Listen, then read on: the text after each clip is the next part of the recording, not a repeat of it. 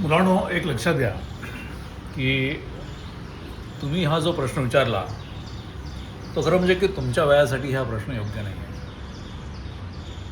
तुमचं ठीक आहे, टी व्हीवरती ते दाखवतात, तुम्ही ते बघता, पण मला वाटतं तू जे विचारलं, तू ते काय काय कशाच्या ह्याच्यामध्ये विचारलं की एप्स्टीन हे काय आहे.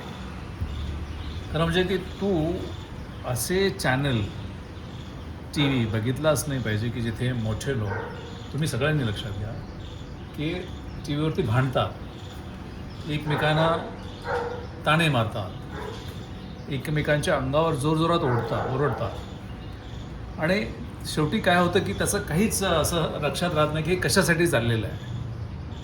तुला वाटतं का कशासाठी चाललेलं आहे?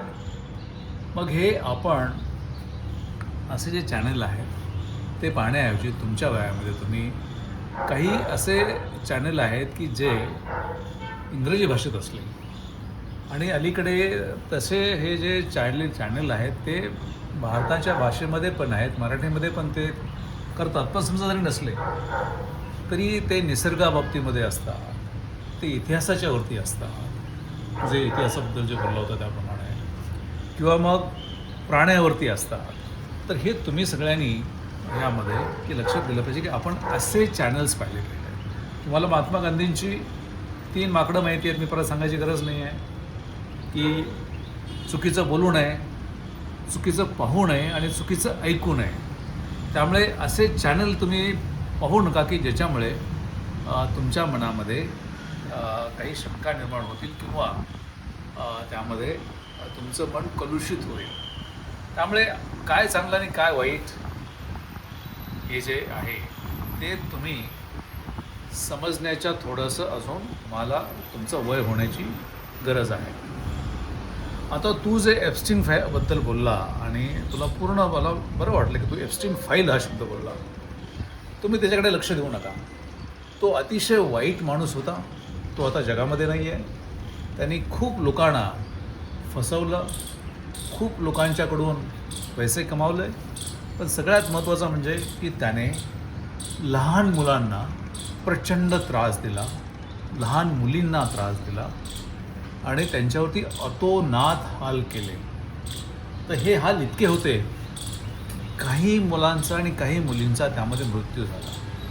तो किती वाईट होता हे खरं म्हणजे की आपल्याला त्याची कल्पनाही आणि विशेषतः तुम्हाला कल्पना करवणार नाही. त्यामुळे तुम्ही हे एप्स्टीन वगैरे बोलवताना पण एक मी सांगतो की आपल्या सगळ्यांना रामायण माहिती आहे. हातोर करा कोणाकोणाला रामायण माहिती आहे? वा, रामायण सगळ्यांना माहिती आहे. आपण सगळ्यात वाईट कुणाला समजतो? रावणाला समजतो. का?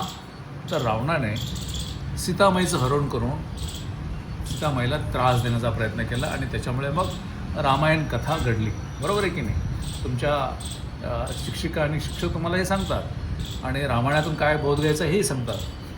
पण रावणाने सीतामाईला जरी हरण केलं असलं तरी त्याने तिला सीतामाईंना रावणाने अतिशय आदरपूर्वक पुन्हा तिथे ठेवलेलं होतं आणि तसा जो त्रास असतो जो तुम्हाला समजणार नाही असा त्रास दिला नाही.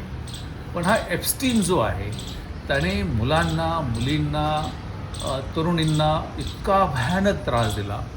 काही ठिकाणी या त्रासामुळे ते मृत्यू पावले आणि त्यामुळे जगभरातले जे श्रीमंत लोक आहेत त्या श्रीमंत लोकांच्या बरोबर राहून त्याने एक असं काही विशिष्ट प्रकारचं वातावरण निर्माण केलं की ज्यामुळे हाहाकार माजेल मुलांच्यामध्ये, मुलींच्यामध्ये, आणि त्यांनी असं एक बेट तयार केलं होतं. तिथे जाऊन तो ऐशो आरामात हे करायचा.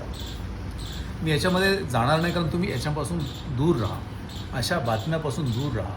फक्त एक सांगतो की तो कसा होता, तर रावणाला आपण वाईट म्हणतो पण रावणापेक्षा हजारो पटीने हा एप्स्टीन वाईट होता, क्रूर होता, कृतज्ञ होता आणि त्याने जगातील काही नेते आहेत, काही उद्योजक आहेत, काही मोठे मोठे नट्या आहेत किंवा इतर अर्थक्षेत्रातले मोठे मोठे बँकिंग किंवा असे जे अति गर्भश्रीमंत लोक आहेत त्यांनासुद्धा नादाला लावून त्याने हे जग प्रदूषित करण्याचा प्रयत्न केला. असे लोक आपल्याकडे होऊ नयेत. आपण दरवर्षी दसऱ्याला माहिती आहे की रावण दहन करतो, पण त्याच्यापेक्षाही दहन हजारो पटीने दहन करण्यासारखं आपल्या समाजामध्ये एप्स्टीनसारखे लोक येतात आणि ते एप्स्टीनसारखे लोक येऊ नयेत म्हणून तुम्ही आम्ही सतर्क राहिलं पाहिजे. आणि पण अर्थात सध्या सतर्क राहणं म्हणजे काय की कोणी वाईट करताय का, आपण चांगलं राहावं, रामायणातले राम कसा राहिला किंवा इतर काही धर्मातील चांगले लोक असतात तसे कसे राहिले, आपले आदर्श कोण आहेत. त्यामुळे तुम्ही एप्स्टीनसारख्या बातम्या बघू नका. आणि त्या बातम्या बघितलं का मग आपल्या मनावरती मग अंतर्मन काहीतरी वेगळा विचार करायला लागतो. त्यामुळे तुम्ही फक्त निसर्ग, प्राणी असे छान छान किंवा मग फारच झालं तुम्ही कार्टून बघा, पण अशा प्रकारचे चॅनल बघू नका की ज्याच्यामुळे तुमच्या मनावर परिणाम होईल. तुला मिळालं तुझ्या प्रश्नाचं उत्तर. एप्स्टीन कोण होता? तो रावणापेक्षा हजारो लाखो पटीने वाईट होता आणि तो आत्ताच्या जमान्यामध्ये होता. मला वाटतं की तुझा प्रश्न संपलेला आहे.